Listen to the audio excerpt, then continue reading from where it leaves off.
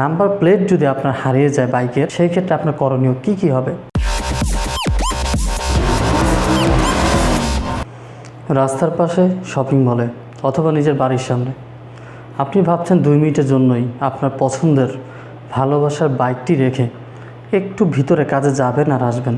বিশ্বাস করুন, এই 2 মিনিটের জন্য হতে পারে অন্য কেউ অপেক্ষা করছে যাতে আপনি সেখান থেকে চলে যান। আসে ঝোপ বুঝে কোপ মারতে পারে। এরপর হয়তো আপনি এসে দেখবেন আপনার বাইকটি আছে ঠিকই, কিন্তু নাম্বার প্লেট নেই।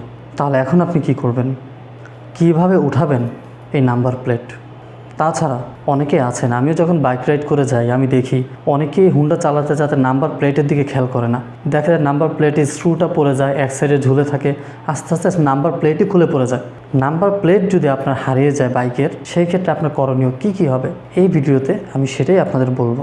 সাবস্ক্রাইব করবেন, সবসময়ের মতো আমাকে সাপোর্ট করবেন, শেয়ার করবেন, লাইক করবেন, মতামত অবশ্যই কমেন্ট করবেন। তাহলে আসুন বলি, প্রথমে আপনি কোথায় যাবেন?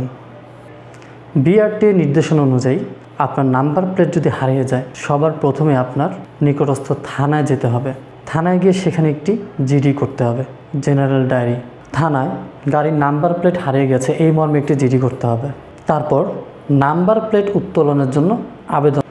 জিডি করা হয়ে গেলে জিডির একটি কপি নিয়ে বাইকের মালিককে যেতে হবে brta অফিসে। brta অফিসে গিয়ে নতুন নাম্বার প্লেট উত্তোলনের জন্য brta সহকারী পরিচালক বরাবর একটি আবেদন করতে হবে।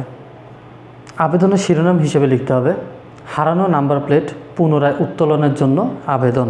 আর ডিসক্রিপশনটা চেক করবেন, আবেদন কিভাবে করবেন সেটা একটা ফরম্যাট আমি ডিসক্রিপশনে দিয়ে দিয়েছি, আপনারা সেখান থেকে ডাউনলোড করে নিতে পারেন। আবেদন করা হয়ে গেলে সহকারী পরিচালক একজন মোটরযান পরিদর্শককে গাড়ির চেসিস নাম্বার এবং ইঞ্জিন নাম্বার অনুসন্ধানের জন্য নির্দেশ দিবেন। গাড়িটি পরীক্ষা করে পরিদর্শক গাড়ির মালিককে নাম্বার প্লেট পুনরায় উত্তোলনের জন্য সুপারিশ করবেন। এবার আসি কি লাগবে। brta-তে গিয়ে আবেদন করার পর আবেদনের সাথে গাড়ির রেজিস্ট্রেশনের ফটোকপি এবং নাম্বার প্লেট হারানোর জিডির কপি জমা দিতে হবে। আপনার ড্রাইভিং লাইসেন্স এবং জাতীয় পরিচয়পত্র যদি পরিদর্শক দেখতে চায় তাহলে তাকে অবশ্যই দেখাতে হবে।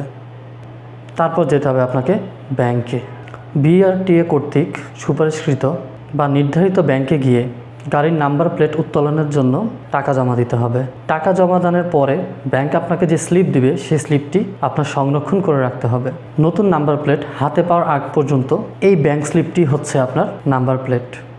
তারপর যখন নাম্বার চলে আসবে আপনি গিয়ে সেই নাম্বার প্লেটটি মোটর বাইকে লাগিয়ে নিতে পারবেন। ভাবছেন খরচ কত? মোটর সাইকেল এবং সিএনজি অটোরিকশার নাম্বার প্লেট উত্তোলন করতে গেলে খরচ পড়বে 2260 টাকা। অপরদিকে গাড়ির নাম্বার প্লেট হারিয়ে গেলে সেটি উত্তোলন করতে খরচ পড়বে 4628 টাকা। টাকাটা আসলে আমি এখন যা চলছে সেটাই বলছি, এটা ভবিষ্যতে কম বেশি হতে পারে। এখন হয়তো আপনি ভাবছেন কতদিন পর এই নাম্বার প্লেটটি পুনরায় পাবেন, সেটা আমি এখন আপনাদের বলে দিচ্ছি। brta-তে আবেদন এবং ব্যাংকে টাকা জমা দেওয়ার পর আপনাকে অপেক্ষা করতে হবে SMS-এর জন্য। আবেদন করার 2 মাসের মধ্যে আপনার ডিজিটাল নাম্বার প্লেট প্রস্তুত হয়ে গেলে brta থেকে আপনার মোবাইলে SMS-এর মাধ্যমে আপনাকে জানিয়ে দেওয়া হবে এবং তারপর brta-তে গিয়ে আপনার নাম্বার প্লেটটি লাগিয়ে নিতে হবে। নাম্বার প্লেট উত্তোলনের সময় অবশ্যই ব্যাংক স্লিপ, গাড়ির রেজিস্ট্রেশনের ফটোকপি, জিডির কপি, ড্রাইভিং লাইসেন্স এবং জাতীয় পরিচয়পত্রের ফটোকপি সাথে নিয়ে যাবেন। তারা যা কাগজপত্র আপনার কাছে চাবে এগুলোর মধ্যে থেকে চাবে। আপনার গাড়িতে নাম্বার প্লেট না থাকলে রাস্তায় মোটরযান আইনের লঙ্ঘন হয়, এতে করে আপনাকে শাস্তি পেতে হতে পারে অথবা জরিমানাও দিতে হতে পারে।